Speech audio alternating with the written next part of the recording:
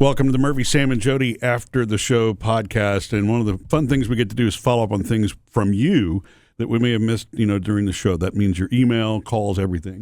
Yeah, things that didn't make it to the show, but we do read and see every single email, and we try to respond. So here we go. Ready? Yeah. Dig into a stack of some messages. This is from Sue. You guys, it says, hi, guys and gal. You were talking about your new treadmill. That's me and yeah. Murph. Yep. Have you been on it since the belt issue? Only to adjust the belt. That's the only thing I've been on it for. Yep. I know. The second day we had it, I walked outside because it wasn't raining, and I love being outside. The treadmill is for when we can't get out. I know. And we'll have to give it a road test this weekend. You were talking about the new treadmill, and it reminded me of one I received. I had been looking online for a treadmill, but hadn't really found one I liked. My son knew I was looking and happened to find a used one. I did not know this, but while I was at work, he set it up in the family room and hung a Twinkie from the ceiling in front of it for incentive. What a surprise when I get home. I love that. When I got home. Love your show, Sue. That's from Sue. I don't know if the Twinkie would have been funny to me. It just depends on what headspace you're in. He was just going for a comic moment, is what it sounds like. It's really sweet to know that you were looking for something, for him to have found it and set it up. Major points for that. Yeah. And the Twinkie is humor points. Back to your treadmill. Are you going to... I know you probably aren't even thinking of this, but I am. Getting Sparky or Champ to try to walk on it? No. First of all, thank you for that. Although I can Sam. Visualize it. Just to see. Champ would be scared of it because he's, anything different in the vacuum he doesn't Sparky's like. legs are too short and it would probably be very dangerous. So, yeah. Sparky will be interested in it because he's a nosy little dog. He's interested in everything. Yeah. But there are senior dogs, and, I take Champ on walks, short walks every evening. Yeah. So. I've just seen a lot of TikTok videos, cats and dogs walking on trails. I see. That's where this is coming from. Yeah. If it's Sparky or Champ, I'm saying Sparky. But to me, I would fear he'd just go. Oh, yeah. I'd fear he'd just go flying off. Yeah. And I'm not doing that to him. I'm not living for the TikTok, high or whatever. All right, Katie sent this regarding being a teacher on Grateful Friday. I'm an elementary special education teacher. What I love about my job is those aha moments and being a shining light for some of the kids that don't have the best home life. I could be a bright spot in their day. Oh, you know that. You know that teachers see all of it. All kinds of, and you're reading between the lines about what you're seeing. But every day they do see it. I've got teacher friends who tell me that you wouldn't believe how some children show up on a really cold day and they don't have enough warmth. And I'm thinking, is that a problem at home that someone didn't, or did they, not do it themselves? When boys show up in shorts on cold days, and it's their choice. You just never know. Yeah. And a lot of times it's and this is why teachers are so awesome, because it's a passion, because it's not about the money, right? And, kids who are having struggles to learn.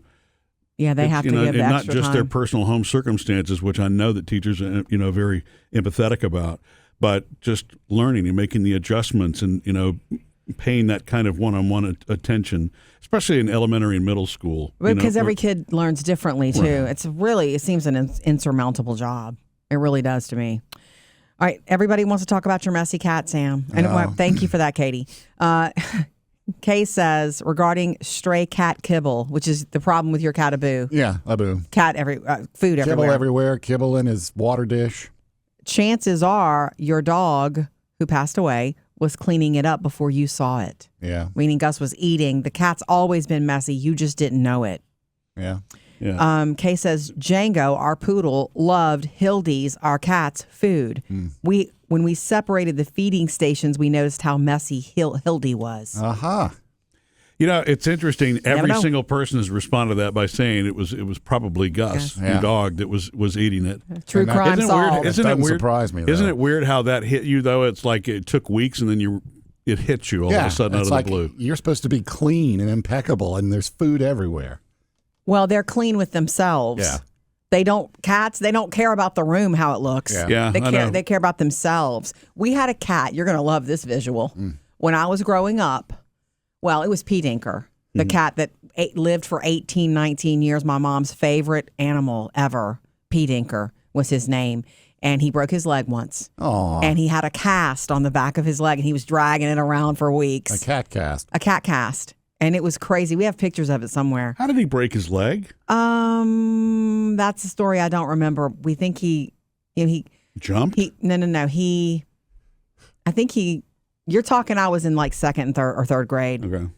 He disappeared for a night. She didn't sleep all night. He came back wounded. We think that maybe a car. I don't know. Okay. But she took him to the vet immediately, and he had a broken leg. Huh. And so the visual here is not the cast. It's that when he had the cast on, he would get in his litter box, but poop outside of the box. Not clean. Yeah. Not. Right. But he didn't know. He probably didn't know, yeah. Think about how difficult it is to manage that as a cat. Think about a dog in a cone. Well, a cat in a cast is horrible for them. So anyway. Well, I have a question. How did he get the name P. Dinker? My mom made it up. We get that question. We always got that question. And it's the letter P, Dinker. And capital D, P. Dinker. Oh, so like a name. Yeah. One day, I do remember this, when he was new, he was a kitten. What's so cute about that is a sweet story in my parents' marriage. Because we were growing up, me and my brother were growing older, and she loves to have something little to take care of. You know, she would love to work at a daycare, our nursery, but and our friends next door's cat had kittens, and my dad brought it home and said, here's a new baby for you.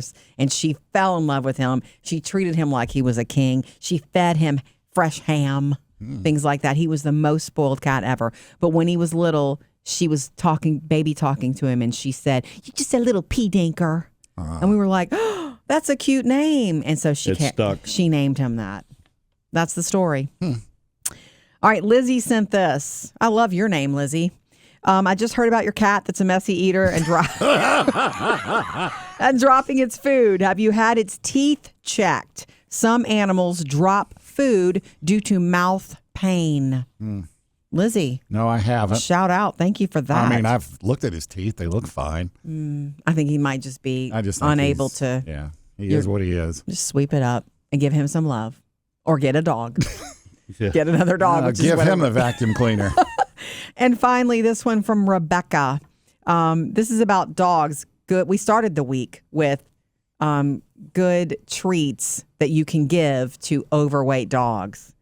And it was like cucumber is on the list, and ice chips are on the list, and carrots, things like that. Talk to your vet, though. Talk to your vet. And make sure that you know the things that are poison, too, to them, like grapes, for example, and chocolate. Obviously. Yeah. Oh, look at us. We know. Very toxic. Rebecca sent this. I heard you talk about green beans for overweight dogs. It is a great idea, but please tell people to only buy no salt added cans of green beans. Oh, okay. And that makes sense. Shout out. It's a good heads up, because someone had written in that they give their dog a treat of a whole can of a whole can of green beans in the morning, and a whole can of, and it's not their food, but it's their snack, like a treat. So a lot of a snack there. No salt added. Yeah. Well, maybe it's a big, huge dog, right? True. You just never know. And obviously, we love hearing from you on anything. Missed any part of the show? Get it all on the Murphy, Sam, and Jodi podcast.